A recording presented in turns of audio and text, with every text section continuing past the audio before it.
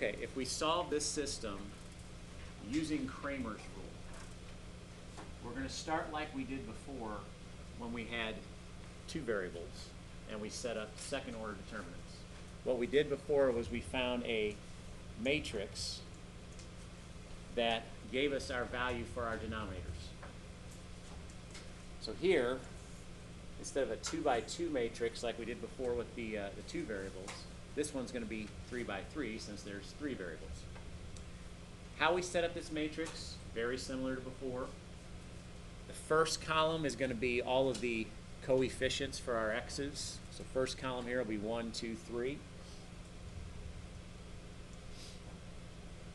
Second column is going to be all the coefficients on the y's, so -2, 1, and -1.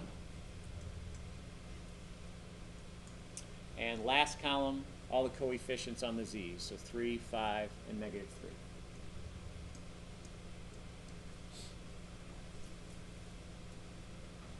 Okay, now we got to discuss how we're going to evaluate that. We want to figure out what this is before we even move on to our setup for x, for y, for z, and how we're going to find those. There's a couple ways we can do this. But the first way I'm going to show you is this cofactors minors approach, how this works. What we're going to set up down here to calculate this out, we're going to use this top row as inspiration for it. We're going to start with the first number 1. We're going to take that 1. We're going to multiply to a 2 by 2 matrix, or a second order determinant. The values we're going to place inside there. Well, how we decide these values, since I'm using a 1 here to start to multiply on, if I cross out this row and this column, the numbers that would be left would be right here, right? So 1, 5, -1, -3 would set up that matrix for me. Okay, because of how these cofactors work out in this minors approach, the next thing we're going to do is subtract. And we're working our way across this top row here. The next value in the top row is -2, so I'm going to subtract -2 being multiplied to its own second order determinant. Now, how I'm going to figure out the values that go in here is very similar to how I found the values over here. Since I'm now playing with -2, I'm crossing out the row that -2 is in and the column that -2 is in. If I cross these out, the values that are left, well, first column would be 2, 3, right? And last column over here would be 5, -3.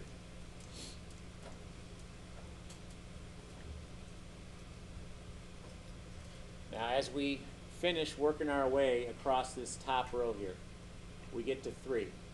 And again, because of how this cofactors minors approach works out, we are adding on 3 times its own determinant.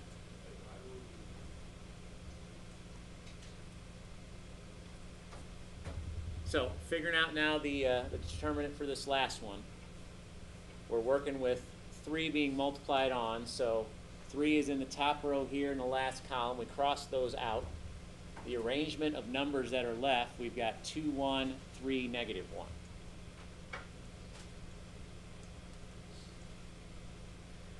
If we can calculate all this out now, what we've set up, that will give us the value for this matrix. Okay, and since we have these second order determinants that we've worked with before, we should be able to calculate this out. If I go through, for this first determinant, rule is cross multiply here, right? Get -3. Subtract, got to cross multiply here, get -5. Well, you got -3 plus 5, you've got 2, right? This value of 2 gets multiplied to that 1, so all that's left is 2. Next determinant. Cross multiply here, get -6. We're subtracting what we get when we cross multiply here, so we're subtracting 15. That gives us negative 21, right? Negative 21 gets multiplied to the negative 2 out here. Negative 21 times negative 2 is going to be positive 42, right? But we're subtracting this. So subtract 42. Last determinant. Cross multiply. 2 times negative 1, get negative 2. Subtract. 1 times 3, get 3. You got negative 5. So negative 5 here times 3 there. That's going to give us negative 15, which we'd be adding on. So technically, we're subtracting 15, right? So everything I just calculated here equals this part, which overall equals the value for our denominator matrix. So if I calculate that out, what do I get? I get negative 55, right?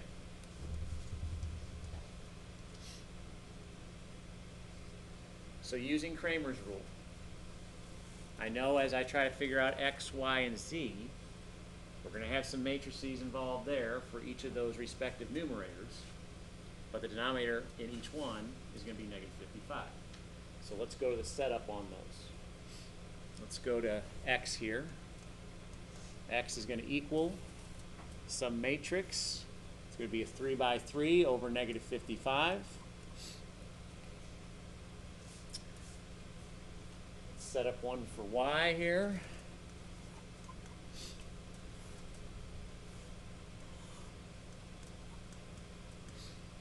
And as long as we're at it, set one up for z.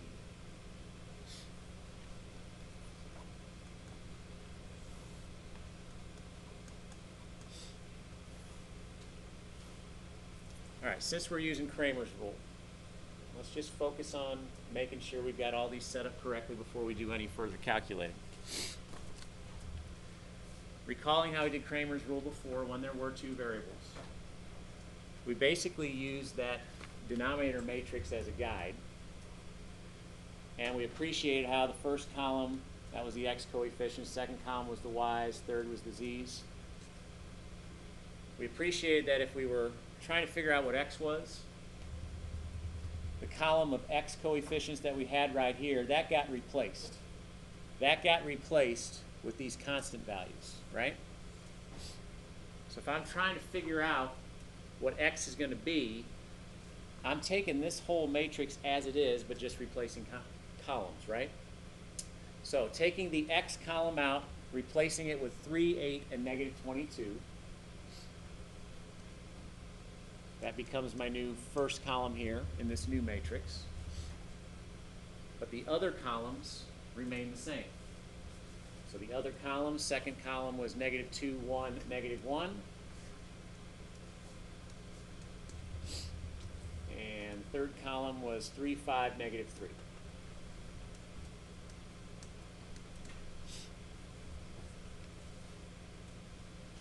Now if we're trying to set up y, I go back to the denominator matrix, the y column. This is the corresponding coefficients right here. I'm taking that one out. I'm replacing that column, that second column, with 3, 8, and negative 22. Everything else, the first and the third column, stays the same. So going over to y here. Second column, 3, 8, negative 22. But that first column stays as 1, 2, 3. That last column stays as 3, 5, and negative 3.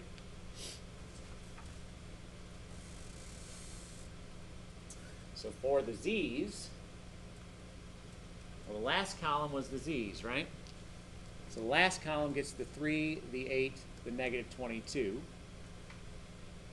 First column is unchanged as 1, 2, 3. Second column is unchanged as negative 2, 1, and negative 1. So if we're applying Cramer's rule here, we've set up our matrices to do our calculations to find x, y, and z. So now the only challenge is doing those calculations to figure out each of these new matrices. So if we use the cofactors and minors approach one more time over here to figure out x.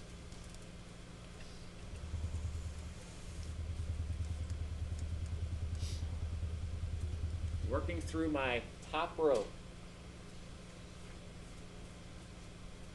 I'm starting with a 3. It is 3 times a second order determinant. The values in that second order determinant would be 1, 5, -1, -3, because 3 occupied the top row, the first column. So when I cross those out, the arrangement of numbers left, 1, 5, -1, -3. We are subtracting.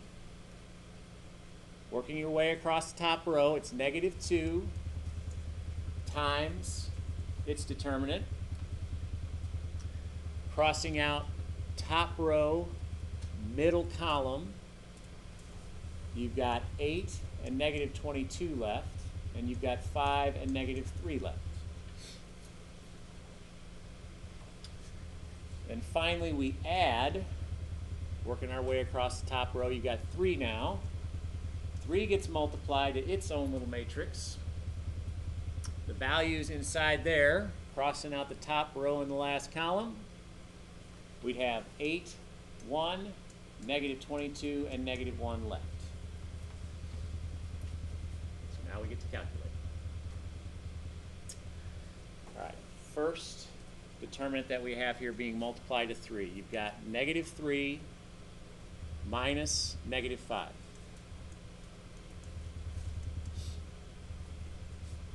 Solving for x here. All of this is over -55.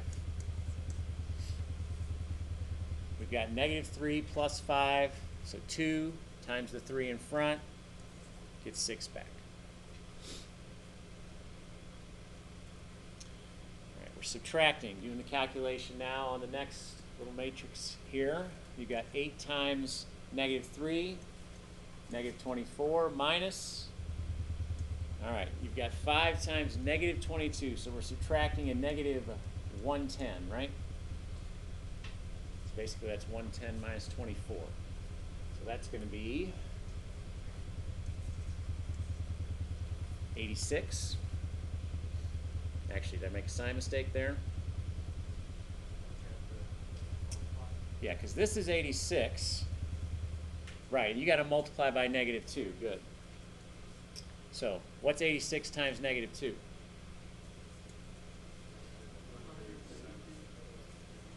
-132, right? 172, okay. I thought I heard 2 things there. -172 there.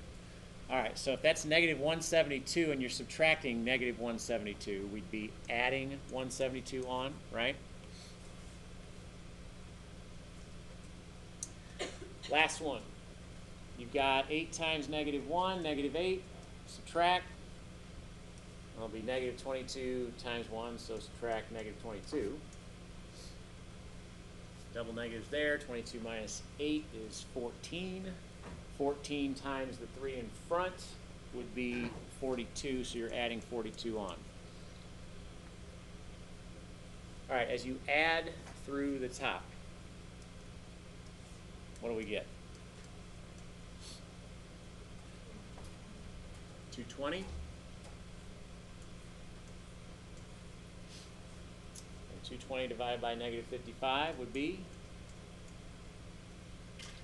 -4.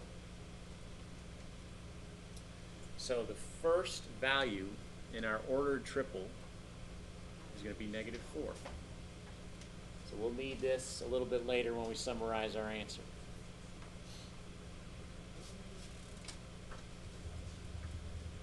All right, so try and figure out why, if we use this diagonals approach. We've got our matrix set up using a diagonals approach instead of the cofactors minors approach. Take your first 2 columns, transfer them out.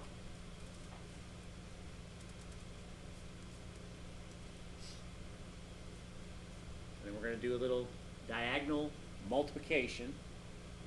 Start up here at 1. Work your way across. 1 times 8 times -3, -24. Go to 3. Work your way across. 3 times 5 times 3. We'll be adding on 45, right? And then moving on to 3 here, this is the last diagonal.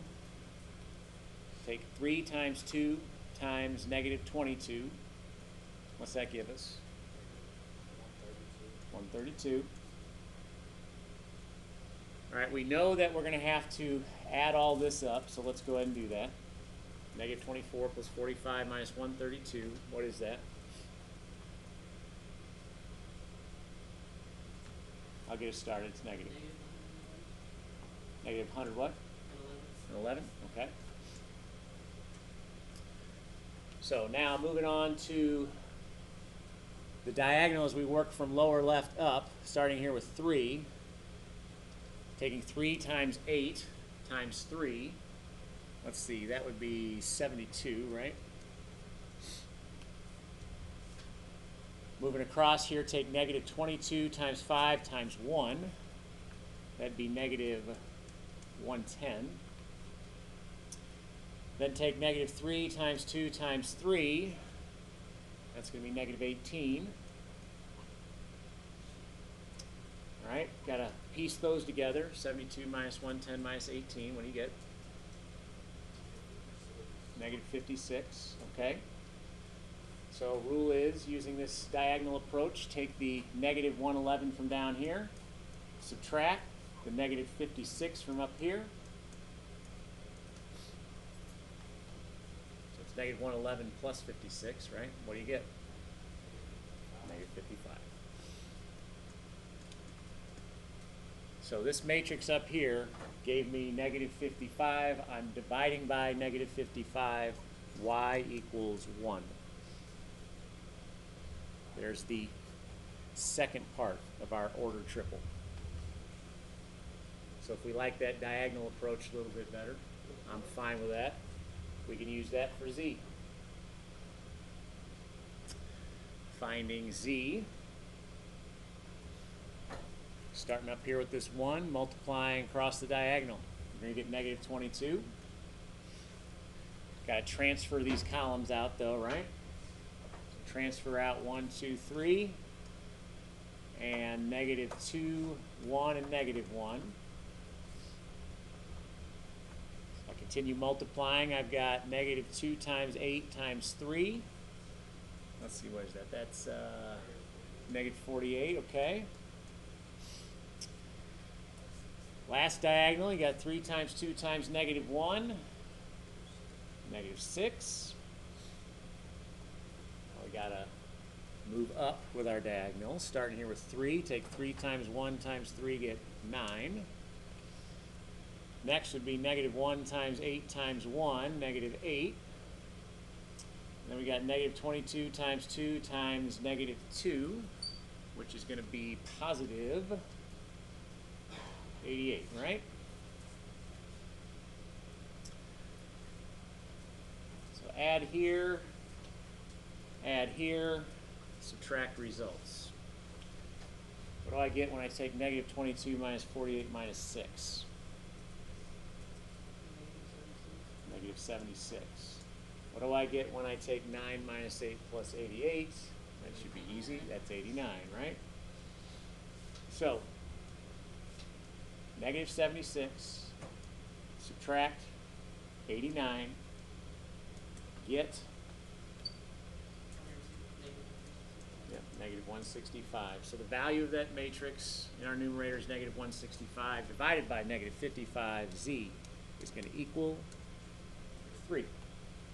Meaning our ordered triple, we found x to be negative 4, y to be 1, z to be 3. There's our solution to this system using Cramer's rule and 2 different ways to evaluate the matrices. Use either one you like.